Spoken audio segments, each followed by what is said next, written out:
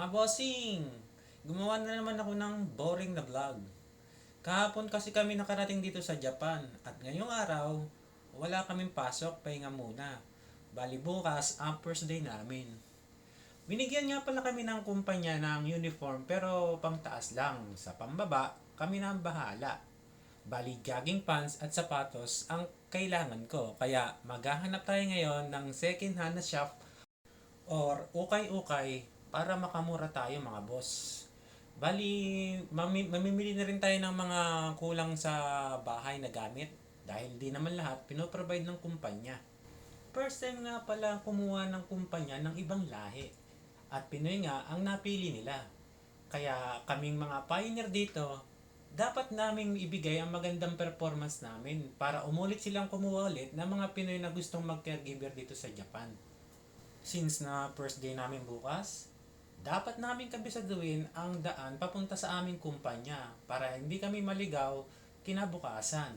Kaya kayong mga trainee visa na magpupunta dito at alam nyong pioneer kayo, ganito din ang gawin nyo. Hanapin nyo ang daan papunta sa inyong kumpanya. Ngayon naman boss, kung meron naman kayong mga senpai na dadatnan, wala kayong problema kahit hindi nyo nahanapin dahil sasamahan naman kayo ng mga senpai nyo papunta sa kumpanya. Tingnan nyo yung mga palay oh. Ang ganda ng palay, walang katabo-damo. Sana ganyan din sa Pinas. Wala kasing problema nga magsasaka dito pagdating sa patubig. Shoutout nga pala kay Erwin Dionila na makakarating dito sa Japan na walang experience sa kategoring papasukan. Pindutin ko nga pala tong kulay dilaw nito kasi hindi siya time interval yung stoplight na yan. Kailangan mo siyang pindutin para mag-go siya. At shoutout na rin pala kay Marjorie Tumbaga na makakarating na rin dito, kundi man yan is next month bilang caregiver dito sa Japan. Dinala nga pala ng kasama ko ang packet wifi.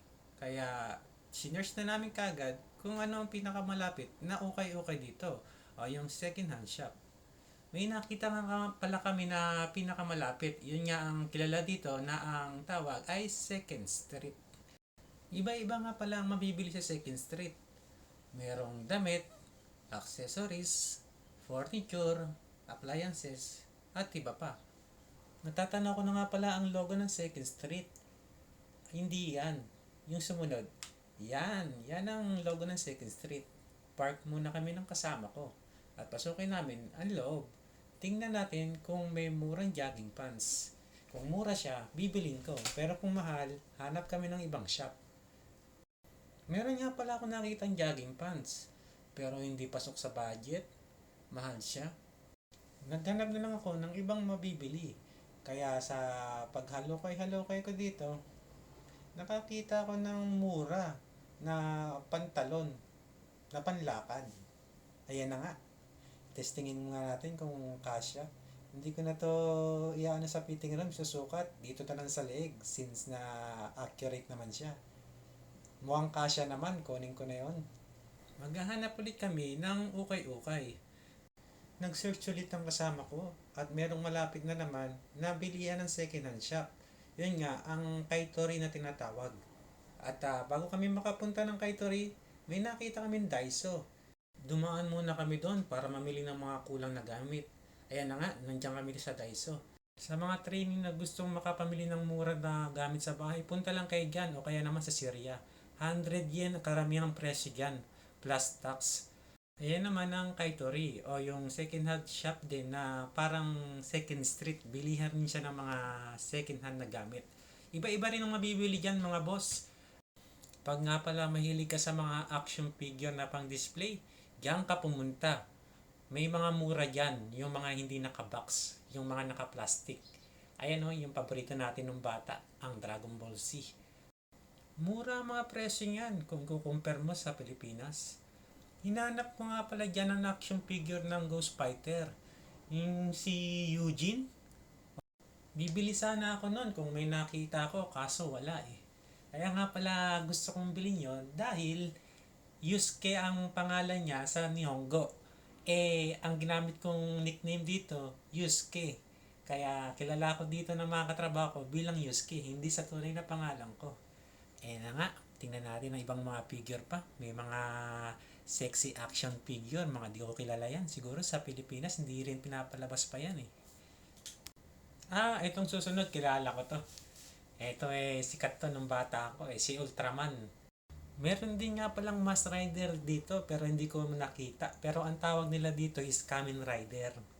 Nihongo kasi ang Kamen. At ang English ng Kamen is Mask. Kaya nga pala tinawag na Mask Rider sa Pilipinas. Naghahanap nga rin ako ng Voltes 5 kaso wala akong nakitang Voltes 5. Yan naman Gundam kaso maliliit yung mga figure. Pero meron na ako nakita isang shop dati, ang lalaki, mga customized pa. Lipat naman tayo boss sa mga sapatos, tingin tayo ng murang sapatos na pantrabaho. Kaso ang gaganda ng sapatos, mukhang maganda rin ang presyo nito eh. Hindi pwede ito, pagka pamasok lang naman yung hanap ko, kaya kailangan yung mumurahin lang. Madami nga pala ako nakita dito mga rare na sapatos na sa Pinas tingin ko walang mga ganitong sapatos eh. Pero dito madami. Ikot na lang tayo boss. Ayan, nakita nyo. Andyan ang mga branded na mga damit. Yung karamihan dyan second hand. Pero medyo pricey pa rin kahit second hand siya.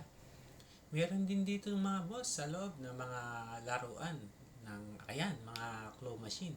Ngayon, kung magaling kayo sa claw machine dyan sa Pinas, pwede kayo dito. Laruin nyo to. Meron kasi dito akong napanood, magagaling maglaro. Ayun mga boss, nakabili na ako ng sapatos pero sa ibang shop. Punta naman tayo sa ibang shop naman para sa jogging pants na hinahanap-hanap ko. Mukhang dito ko naman makikita yung jogging pants. Ayun nakita niyo yung presyo? 980, isang pirasong jogging pants. Mura na yan para sa akin. Kaya dalawa ang bibili natin. Diyan na nga pala nagtatapos ang boring na vlog. Maraming salamat sa panonood. Hanggang sa muli. Bye bye!